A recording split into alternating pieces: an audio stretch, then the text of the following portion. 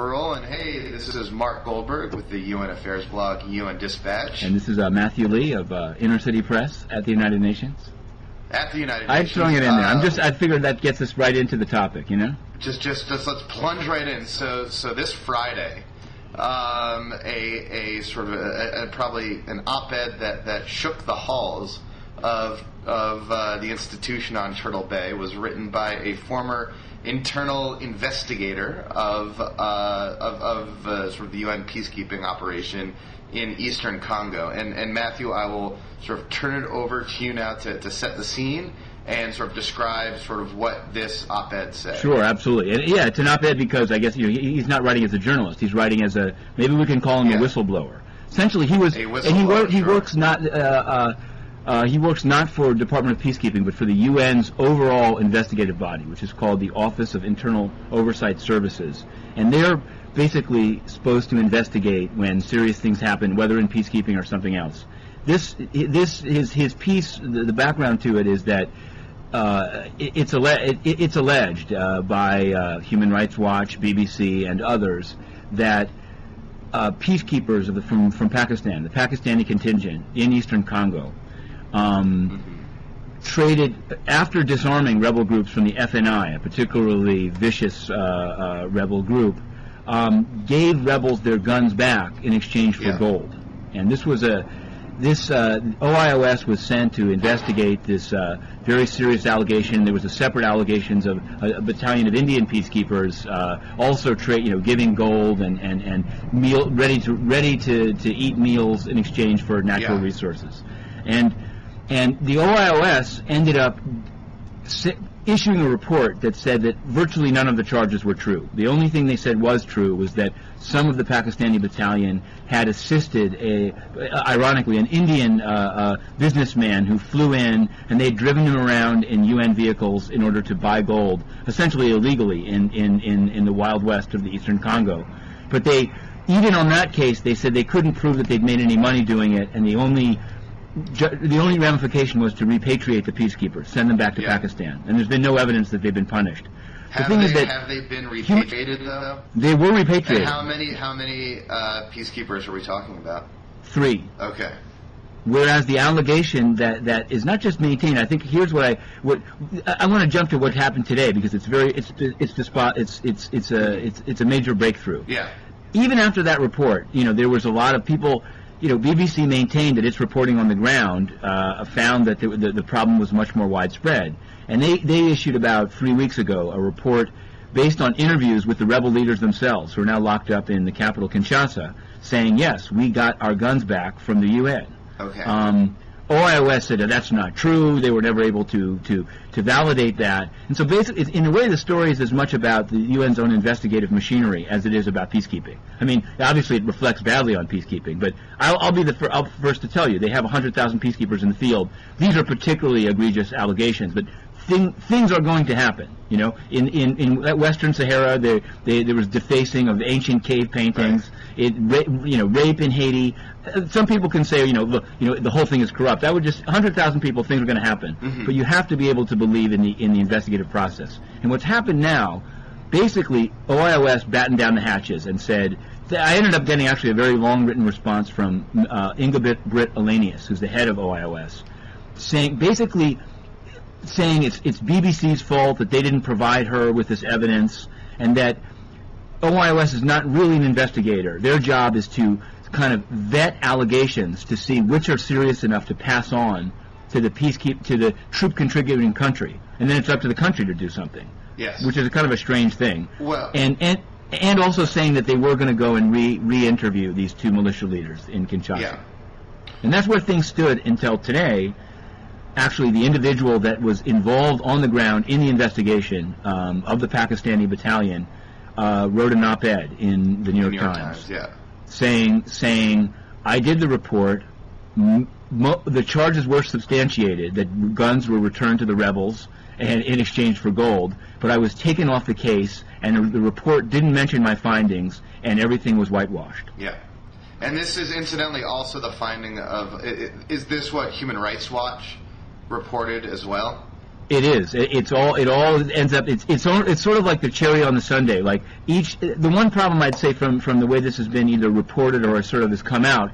3 weeks ago, there was the BBC said that it knew that OIOS had done a cover-up, but didn't put documents online. 2 weeks ago, Human Rights Watch said they supported the BBC's reporting and put, as to the Indian Battalion, put some internal memos online, which are extremely damning. But even then, OIOS was able to say, well, we've already responded to the BBC story. Mm-hmm. The problem now is that their own employee, that's why I'll call him a whistleblower, although he said he quit in disgust when they covered up his findings. He's come forward and said, yes, I was there. I worked, he's not an outside party. He was the one that did the investigation. Amazing. And this is these, even now we'll say these things happen. So the problem is, thus far has been OIOS's response. I'm going to read. I asked it today at the noon briefing. They didn't, even though I know internally the spokesman's office knew it would arise. They said, let's ask for DPKO guidance or whatever. Once the question was asked, and many of the questions today were about Myanmar, which we can talk about. Yeah. But all they said, rather than come and sort of explain themselves, is to issue an email that says, OIOS categorically refutes all of the accusations by Mr. Bassanini as Benasisi as baseless. So I asked the spokeswoman, Maria Okabe, are they saying he didn't work for them? I mean, to say, you've read the article, Mark, yes. To say we deny everything is just ludicrous, because let's go through them one by one, but I don't think they're disputing that he worked there. Mm-hmm. Obviously, things can disagree. Yeah. Things people can disagree, yeah. But this seems to call for. And the biggest problem that it raises is who's going to bring this OIOS to account. Well, I've asked Ban Ki-moon what he's going to do, yeah. And he said, I have no power over them. Go ahead. Well, I guess the point I made on UN Dispatch this week was that mm-hmm. this is sort of very much, I think, a political issue, in the mm-hmm. sense that you have Pakistani contingent accused of committing these misdeeds. Yet, sort of, if you look at sort of the bigger picture, Pakistan is contributing, tens of thousands of peacekeepers to missions all across the world. So I think that it seems to me that it's sort of it would make sense logically that there is this hesitancy to come down too hard on a sort of major troop contributing country. That doesn't excuse the problem.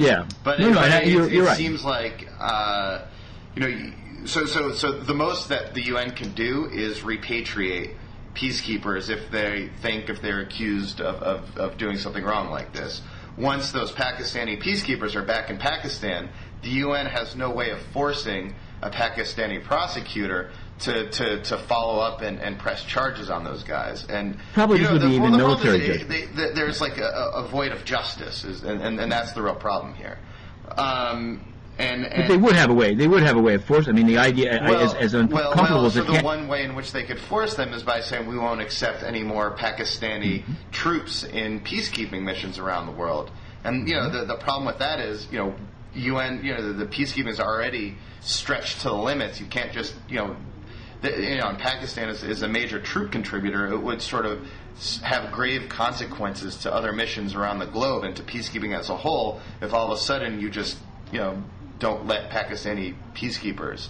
Now, as I said, that doesn't excuse the problem, but I think it sort of puts the problem, I think, in a larger political context. I think but the problem here is this. I mean, it's one thing to say, if the UN is somehow too harsh, but that doesn't require a cover-up. See, that's why this thing is so troubling. If they said, here's what we found, what would happen, but rather than asking for 25 years in jail, we'll ask for 2 months. That's called going easy.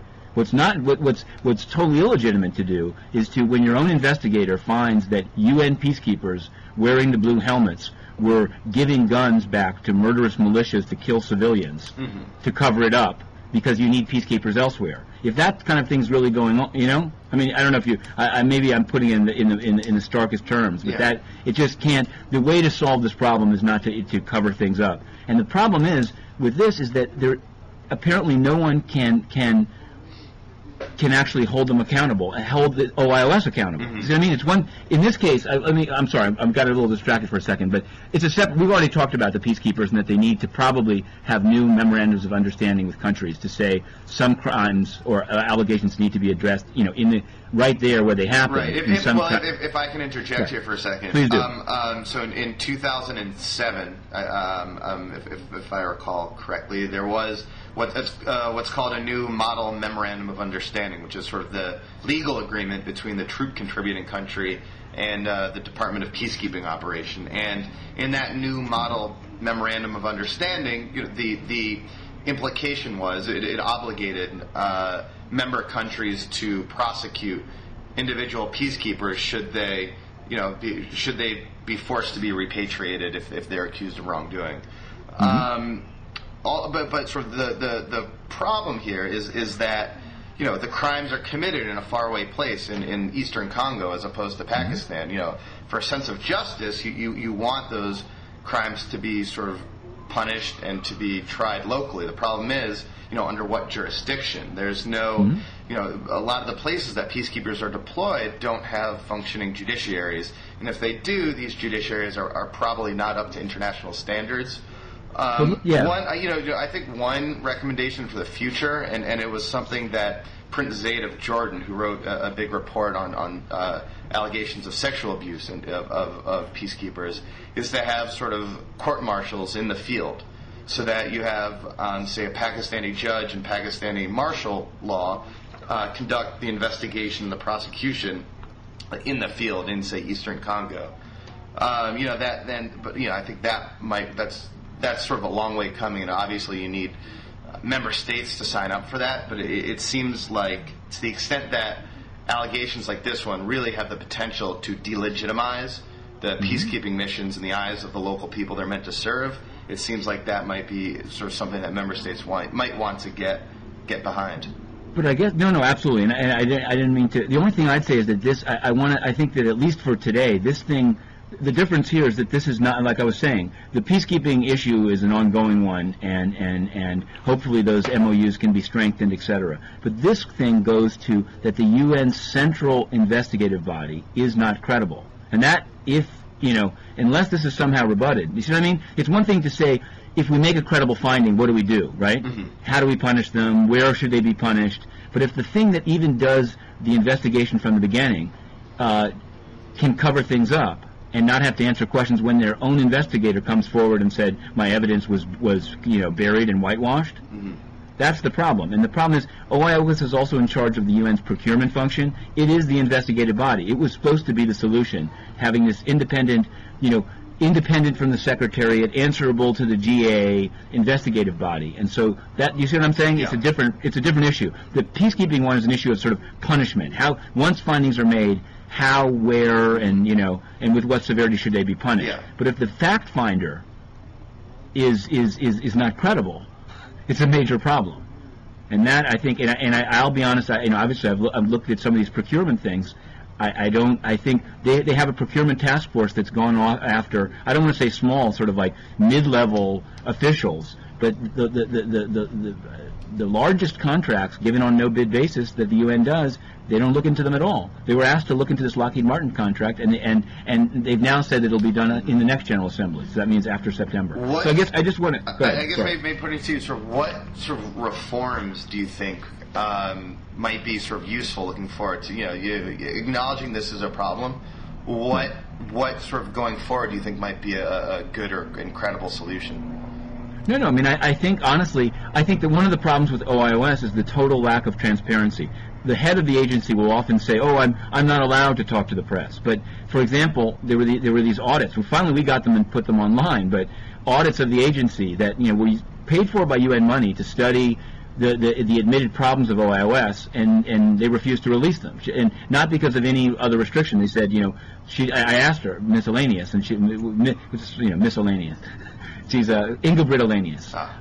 And she said, these are my documents. And I think in this case what it's shown is that, to tell you the truth, until proven otherwise, underlying documents, maybe not internal memos of like the legal strategy of their investigation, but like transcripts of interviews, we can know, given that in this case the documents that have come out and the person who did the interview are totally at odds with the sort of sanitized report they issued. It goes to show that at least for some period of time, certainly the General Assembly should ask to see underlying documents in a number of investigations. There was an investigation of I hate to say it, Mr. Ashraf Qazi. He's now the UN's special representative in the Sudan. He used to be the one in Iraq.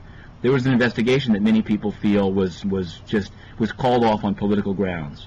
So these things need to kind of be it's like reopened. It's like if you found that the District Attorney of Queens, right, had either artificially convicted or artificially exonerated people, you would have to reopen some files.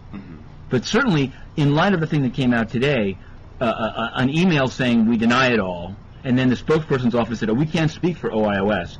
It's not acceptable. It's sort of like the whole thing falls apart if the investigate, who watches the watchers, I guess I would say. And so for now, I mean, Human Rights Watch is watching the watchers, some of the press are watching the watchers, but there needs to systematically be disclosure, reinvestigation of some cases, and there has to be accountability. Someone that blows the whistle shouldn't be either chased out or fired by the UN, but rather should be prized, right? And the people that covered up charges should have some accountability themselves. So I guess, meanwhile, so the Secretary General was far away when all this was going down. He's far away, but he's done. Let me say this: it may be a rare day to say it, but for now, pending further developments, it's being presented and as quite a coup, or as a sort of a, I don't want to call it the first, but as a diplomatic win. In that Ban Ki-moon traveled to Myanmar to meet General Tan Shui, who hadn't returned any of his calls and who has blocked, outside aid workers and is in a capital, in the middle of the jungle so there's something kind of Apocalypse Now like about it. And Ban Ki-moon went to the end of the river and he sat in the kitsch sitting lounge of General Tan Shui with these carved chairs and he came out of the meeting and he said, the General has agreed that all international aid workers can come in. He's shown great flexibility, and let's move to implement it. So today was a good day for the Secretary General. Today being sort of Friday, May 23rd. Hoping, obviously already some aid groups have said, well, we'll believe it when it happens. Right. But the thing is that you can't, I thought about when we were doing it today, there's no, many in the press here were kind of skeptical and said, I think it's right to be skeptical. This regime does not seem to be the most open or caring of its own people, to say the least. So I think it's one of those things I'll believe it when I see it. But he did something at least. The ball is now very firmly in the regime's court. And I have no reason to be optimistic. I have no reason to be pessimistic, though. Frankly, this is the most optimistic I've been regarding the situation in Burma since it started. And I think maybe sort of like taking a step back. I mean, you follow sort of Ban Ki-moon closely, as close as anyone, and it seems that sort of this is his style, right? This is his thing. He doesn't sort of grab the megaphone and make a speech and sort of shame, say, the government of Sudan or the junta in Burma into doing something. His style is more meet face to face, behind closed doors, and sort of work out a deal. Absolutely. Sort of like, that's what he's kind of known for. If this one and if this one works out, it doesn't vindicate the whole approach, but at least it'll show that in this case this might have been the right approach. Yeah. I think he's tried the same approach with Sudan over the last since he came in. Right. He said I'm not. He hasn't, for example, said very much, if anything, about enforcing the International Criminal Court indictments against Ahmed Haroun and Ali Kush, these senior Sudanese government officials for war crimes. Yeah. He hasn't said that. People criticized him for that, but he's gone and said, I know Bashir, I talked to him, and then months later, ceasefires are broken, villages are bombed. Yeah. Now actually the Bashir government is, in a way, they feel themselves on something of a moral high ground, believe it or not, because the capital was attacked by the justice and equality movement. Yeah. So now, and I have to say, I think for all, I don't know what the Save Darfur and other that can't be good for their cause of sort of you know. I would disaggregate the justice and equality rebel movement in Sudan from the work of the Save Darfur movement. And I'm not aggregating them. I'm on sort of all those email distro lists of the Save Darfur people, and you know, they're really concerned about sort of the sort of aftermath of this attack in a suburb about this rebel. So this, for those of you who haven't followed, that this Darfur rebel movement made it all the way to the outskirts of Khartoum last week, was it? And fought a pretty pitched battle there, and you know, were defeated eventually. But now, sort of this week, there have been reprisal attacks on the Zeghawa tribe, of which the JEM comes from, in and around Khartoum and in outskirts of Khartoum and in Darfur as well. There have been sort of reports of really just like targeted reprisals, of beatings, of extrajudicial killings of these groups, and that's really what the sort of Save Darfur crowd is really concerned about right now. Is how, I just want to be very clear. I wasn't at all saying that the Save Darfur crowd and the JEM are on the. What I meant is that for trying to sort of mobilize world opinion that what's taking place in Darfur is a murderous government killing defenseless civilians just to take their land. The problem happens when the rebel group, Sudan's position is that they're fighting a rebel. It's a civil war, and they're fighting. And just as the U.S. says in Iraq and Israel says in Gaza, sometimes civilians get killed. But they're engaged in what probably under international law they would say is a legitimate attempt to put down an internal insurrection. See what I mean? So it was with JEM and them doing, and they've attacked peacekeepers, as you know. Right? It's not only the government, but with as long as the action was confined to Darfur, it was one thing. But when the rebel movement attacks the capital, again, I have no dog in the hunt. But what I meant is that this makes it harder for some period of time going forward to portray the situation as one of just murderous government defenseless civilians. Right? At least from where I sit, I haven't seen that sort of portrayal of the conflict as sort of murderous government versus sort of the sort of people of Darfur. I think that's sort of that's certainly sort of anachronistic. I mean, that's really like 4 years ago. But from where I sit, but I think that's being sold. I mean, I think that's and again, I interact a lot with sort of the Sudan activists and Darfur activists and what's going on, and that's not the way in which they are portraying the conflict anymore. I think they've adjusted with the time. If you look at, for example, the most recent releases from the Enough campaign, I mean, they will say what we need to do is, the conflict's not so simple anymore. There are atrocities being committed by both sides. I think sort of the main difference, though, between them is that, Khartoum, you have a sovereign government, and they are doing things as a sovereign government, like preventing people from getting visas that they can do to hinder the peace process. And they're also still sponsoring attacks. So I mean that's sort of like I think that the scale is a bit different, but I don't think that the sort of activist community is still portraying the situation as sort of a one-sided deal. Right. No, exactly. No, I mean, I know people that know it well, understand that there are and also like probably, one thing that would be very helpful is if the rebel groups could actually somehow unite. So, you know what I mean? In any negotiation, if you have, in fact, one analysis that's floating here is that, because you have to say to yourself, did JEM believe they could seize the capital? Yeah. And even though you're saying, it was definitely a big battle, it didn't really seem like it was a credible attempt to take over the country. Yeah. So in fact, some people say, really, it was a matter. It's kind of this grows out of JEM trying to emerge as the main rebel group by showing that it has more military might than the others. Yeah. It is the main military opponent of the government, because it wasn't really that credible that they would take over the capital. Yeah. Yeah. The one thing is the backdrop to all this that people I think don't realize is that sort of the comprehensive peace agreement signed in 2005 between the North and the South mandated that elections take place in 2009. And so a lot of what we're seeing in Sudan right now is sort of gaming in preparation for those elections.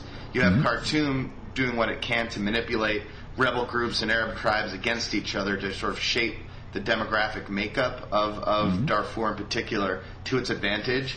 But it's also doing the same, and this was a new locus of conflict as of last week, in this region called Abyei, which is this kind of border region between North, South, and Darfur, which happens to have a lot of oil. And what's happened from the last few weeks is that the government of Sudan has started arming sort of nomads that were about to travel through Abyei, the landed group of which was aligned with the government of southern Sudan.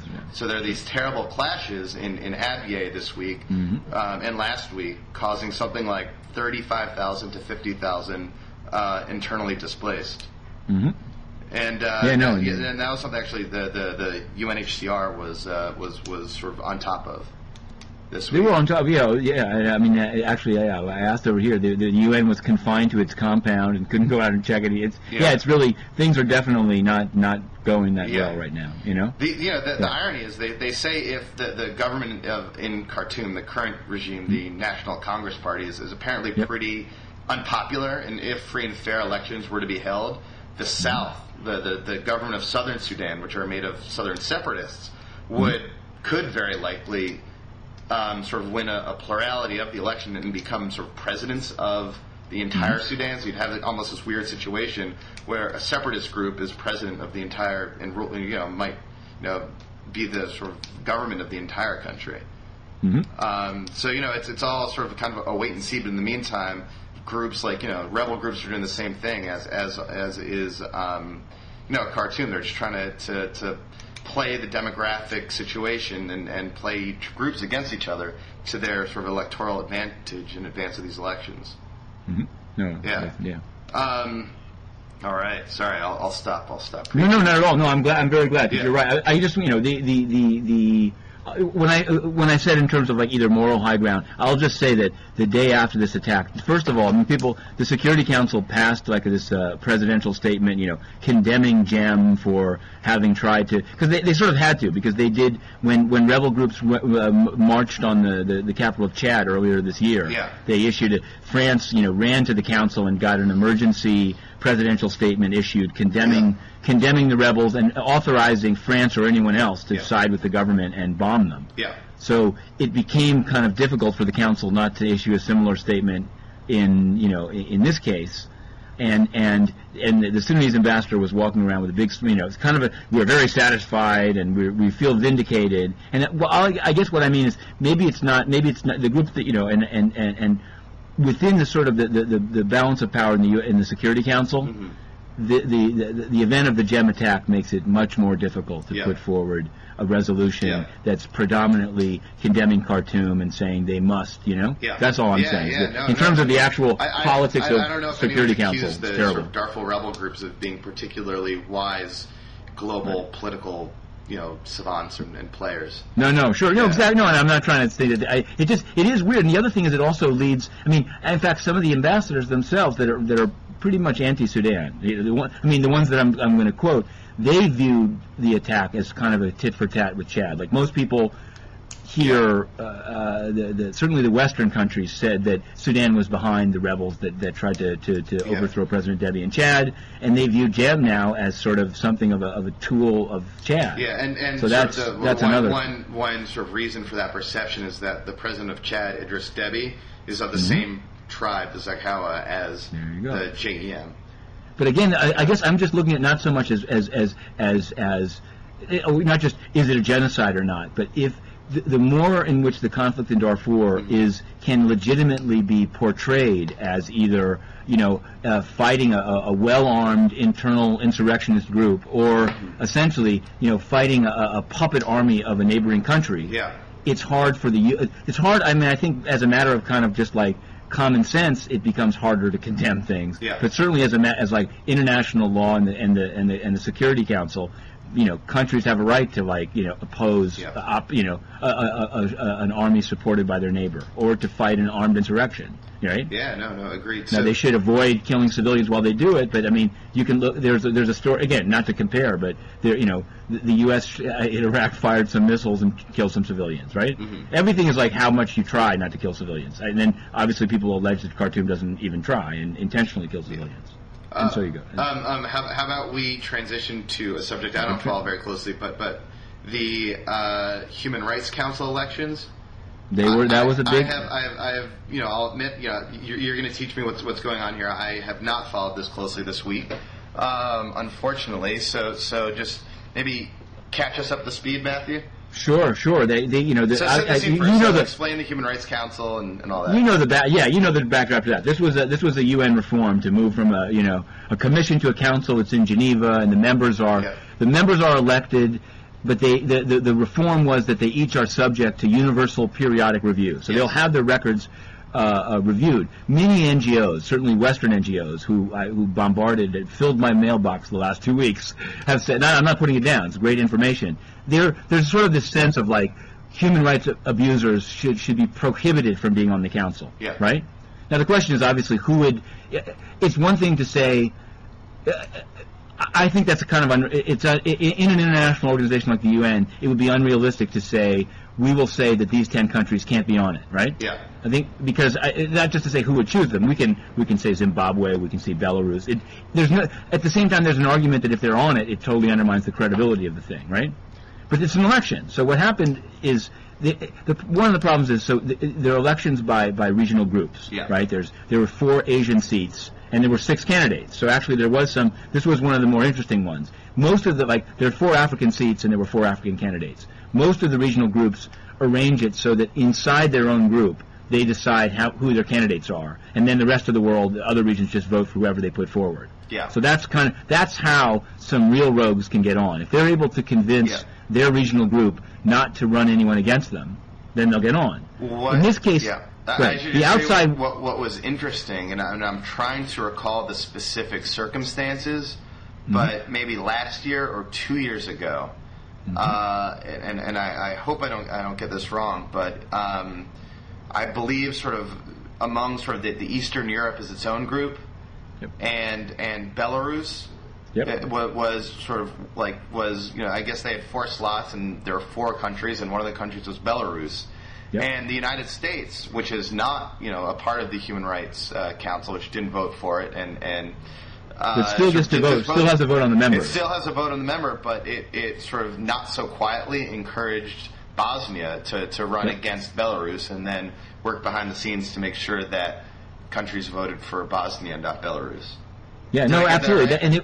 Yeah, you did get it right. Okay. It was last year, and it wasn't quiet. That was that was something where the U.S. So that's what was strange this year. I'll focus. There were two pretty interesting groups. One was the Asian group, and a lot of the loud news out of it was opposition to Sri Lanka. Sri Lanka had been on it, but was up for re-election. Yeah. And Human Rights Watch was very vocal in saying, Sri Lanka shouldn't be on. UN Watch came and did a briefing here. Freedom House, many groups. They sort of were they were the Belarus of this year. Yeah. And largely having to do with sort of killing of civilians during their fight with the Tamil Tigers. Yeah. And impunity for killing of humanitarian workers.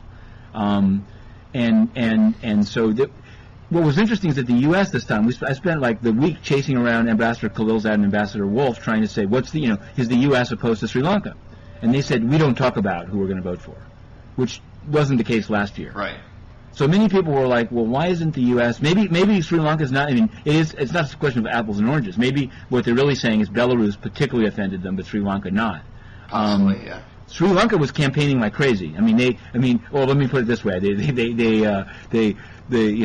brought in their foreign minister. They invited all ambassadors to their ambassador's apartment, overlooking the East River, and fed them quiche. And they offered canapes. No, this was quiche. It truly was quiche. It was Okay, quiche okay. diplomacy in this case. Actually, it's very strange. When Sri Lanka does stuff, they put out like these weird like turkey croissant sandwiches. Okay. So people were joking. The English ambassador was like, "I didn't know this was a Sri Lankan delicacy." But I mean, it was kind of a. They gave out these boxes of tea in a ceramic elephant. But I mean, and they felt. I mean, I actually read some stuff in the Sri Lankan press. They felt that they were being kind of unjustly pilloried by outside Western NGOs. They lost. They didn't make it.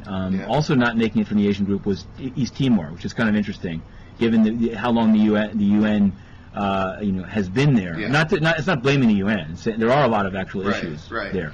But so that was kind of I think that the human rights community, or the Western human rights community, was felt vindicated.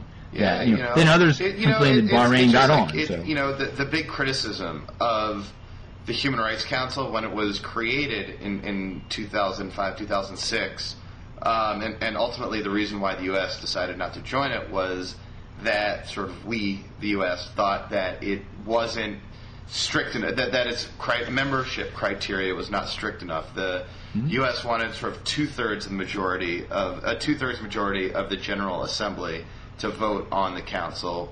Sort of the compromise was a majority. There are a few other sort of items here and there that sort of prevented the United States from voting for it.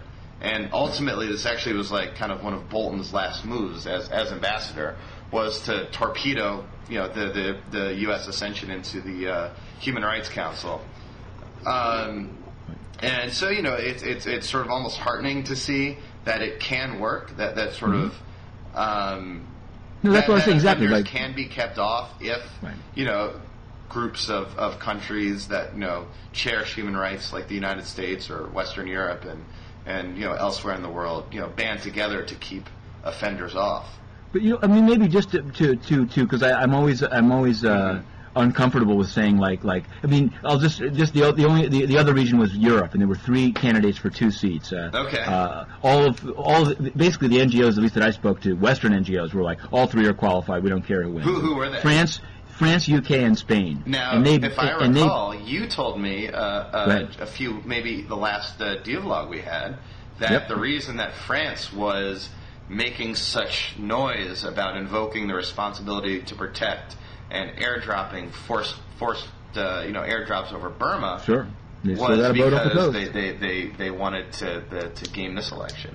It didn't. Well, I mean, obviously they didn't cause the cyclone, so it's a kind of. But they've become very vocal on, more so than before. They brought in, as part of their campaign for that seat, they brought in twice. Who knew? They have 2 different ministers of human rights. One is Rama Yadeh, a sort of here we'd say a Franco-Senegalese minister of human rights, and she came, but then it was very interesting. They sort of met privately with reporters and met with some ambassadors. They also have a separate minister for human rights, Zimmeré, who came and did the same schmoozing. And so it's sort of it's interesting. I mean, I guess they would have viewed it as a big loss of face not to get it. Okay. Kushner put out a statement. The UK brought, sort of by a fluke of timing, brought their foreign minister David Miliband to campaign. Yeah. Spain wasn't as visible, and still in all, Spain lost by only 1 vote. Ooh. France got 123, UK 120, Spain 119. Ooh. So Spain was very disappointed. And the irony, I mean, this is sort of, the way they read it out. It's an anonymous ballot. You don't know who voted for who. But they did say that there were 2 invalid ballots. Ooh. So obviously, because the thing was only decided, so it seemed like a no-brainer. And I asked, so on what grounds were they invalid? Not whose votes were they, right? Because it's a secret ballot. But on what grounds were these 2 things invalidated? And from the president of the General Assembly came that a secret ballot means we don't even have to tell you why it's invalid, which I think is kind of crazy.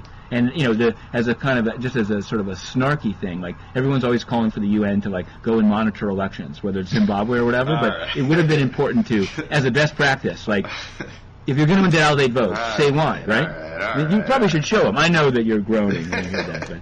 Because you don't. I guess it's I admit that's sort of that's an extreme example of comparing the small to the large. It's good snark. It's good snark though. It is snark. I know. I mean, whatever. But still in all, they didn't.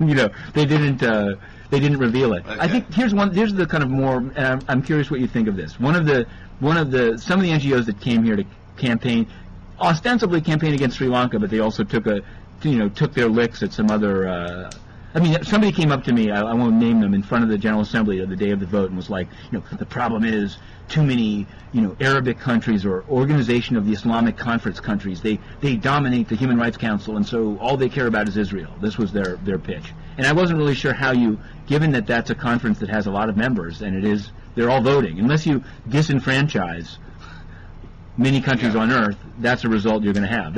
It seems different to me to target particular countries based on the record, from saying, Muslim countries don't care about human rights. That's an argument I couldn't really go with, Yeah. But here's the thing. I actually asked one of the groups that came, judged all of the candidates for the Human Rights Council with a scorecard, had a number, said, highly qualified, France, UK, totally unqualified, Pakistan, who got a seat, by the way, Pakistan, Sri Lanka. But one of the questions that arose is this human rights rate, when you're looking at a country's human rights record, are you only looking at what they do inside their own country or what they do outside of their country? Oh. I.e., is part of the U.S.'s human rights record what it does in Iraq? Mm-hmm. Even further out, is part of France's human rights record what Chad does with French funding? Or, this group, flip side is part of, Norway's human rights record, Correct. all the money it gives to development in sub-Saharan Africa, or very good, absolutely. Also. Yeah, maybe exactly. Maybe. Money is one thing, and unless obviously you can look at, and a lot of these groups are not, they're really looking at civil and political rights. The groups, at least that were campaigning against Sri Lanka, they're looking at sort of conventional. Then when I say they're not looking at the way a country like China would say the right to eat is probably better. Yeah. You know that whole debate, right? But so, I think Norway would have a case to make of trying to mediate in Sri Lanka, for example, or trying to, promote human rights in other countries. Yeah. But I think this one said very much, we're only looking at human rights inside the country itself. And I think that's, whatever. I think it's a methodology that sort of, that gives a big favor to kind of countries either that have had empires or are sort of empires. Yeah. Seems like a country's human rights record should be what actions attributable to the government anywhere in the world. Yeah. No, I think I don't know if it's a sort of, I think, a really good question you raise. I'm not. So when you have when the State Department does their human rights, the State Department does human rights reports for each country. They're looking at what the country does inside the country. Yeah, they're looking. It's usually, I believe, the consuls inside the country, inside foreign countries that write them about the foreign countries. Right. Mostly because the countries they're trying to condemn are small. It's not. I guess nobody. The way in which the only way you change it, they do want to judge Iran for what Hezbollah and Syria do. Yeah. See what I mean? Yeah. But they don't look at that as a human rights. They look on it as I'm sure Brazil has sort of, I think, issues inside its own country stemming from inequality and racial disparities. Oh, definitely. But yet, they give a lot of contributing, peacekeepers to Haiti, and they give, some good development aid. So. Hey, how about the Cuban doctors? We never talk about Cuba, but the number of doctors they've given around the world must be noted, right? I think that's I hadn't really thought about it in those binary terms, but that's pretty interesting. But the other, just to, since it looks like since you're liking this line of thought, I have to say this about I think it's both of our countries, the U.S. of A. Yes. Ambassador Khalilzad was asked this week by a fine journalist here. You? What about? No, okay. No. That's why I said it that way. That's okay. why I said it that way. I'm not fine. Actually, this is from somebody that was throwing him a softball so he could be dismissive, and he was. What he thought of the UN Human Rights Council's special rapporteur on racism, Dudu Dieng, I'd be curious coming to the U.S. Okay, why don't you? So have you seen that story? Go ahead. Carry the doo-doo as far as you can, and I'll finish it off. Okay, I can't take it very far. All I've seen about it has been sort of from right-wing blogs. Correct. Explaining how sort of this UN prosecutor is going to come and uncover racism in the U.S. Is this Claudia Rosette? Is this the blogger that you're mentioning? No, it wasn't even her side. It was people even sort of farther out, the role. I just sort of do a blog UN blog search every day. And Claudia has a point. She's just saying he should reveal his costs. For the record. Okay, I read her piece. I haven't read Rosette's piece, but so all I know is that these right-wing sites are up in arms about the UN coming to the U.S. to talk about racism, but I'll hand it over to you. Okay, but here's what I'm going to say, because I know that you're a proponent of Khalilzad over Bolton, right? And I think there's a perception that Khalilzad is, plays nice with the rest of the world and is a, but he was asked this softball by not a blogger, but a right-wing, not a right-wing, well, whatever, a right-wing journalist, sort of like, so what do you think of Dudu Dien? And basically he said, they ought to be concentrating on countries like Belarus and, we welcome it, he began, which is what we were supposed to say. Yeah. But then he said, but they should really be focusing on countries like Belarus. Yeah. But I think, honestly, particularly because it's not a, freedom of the press rapporteur that came here. Not to say we don't have problems in the U.S., but this is one I think the U.S. can be pretty proud of its record. Yeah. Pretty proud. But in terms of race relations, I don't think the U.S. can really be so dismissive. It's not as ludicrous as it sounds, as some people make it out. Maybe you don't think it. You're right. Listen. I mean, I believe we have deep disparities, and race is a serious issue in this country. I think I certainly don't deny that. I think that the sort of concerns, at least from the sites that I saw, come from sort of the fact that, like, who are these guys to come in here and tell us how to live our lives, kind of thing, as if we don't have anything to learn, from the outside world. But are you ready? And isn't that what al-Bashir says? Hey. What is it? No, I'm serious. Hey, you've compared me to the genocidal leader of Sudan. No, not you. No, you were paraphrasing, but I'm saying that's the funny thing, is that some of the, I think that some, let's call them right-wingers. There are people in the U.S. that are like, the UN sucks because it can't stop genocide in the Sudan. We should just go in and overthrow the government. And these are actually right-wingers. That it's sort of funny that the concept... I would say I wouldn't... The line that you described, I don't think is an exclusively a right-wing line. I know. No, you're right, but I'm saying... like to absolutely. use Sudan and other as a bludgeon to attack the UN, but... No, you're right. No, but... Right, no, exactly. You're right. I mean, I'm saying that that's actually, interestingly enough, the idea that, like, screw them, let's just go in, and whether it's, feed in Myanmar, which is pretty benign, or overthrow the government in Sudan, which may, that it's actually it's not limited to, it's neither a left or a right-wing issue in the U.S. In fact, it seems like most people feel like it shouldn't take place, right? I mean, if you listen to them, whether they would put any money into it, or blood, what do they call it, treasure, blood and treasure. Yeah. But but the irony, it just seems funny because what they, not just Sudan. I mean, there was a debate. This is the kind of incredibly UN, like thing. There was a full-day debate on the topic of human security. Yeah. Human security. Every country spoke. The President of the General Assembly called it a thematic debate. And ironically, there were some countries that opposed human security.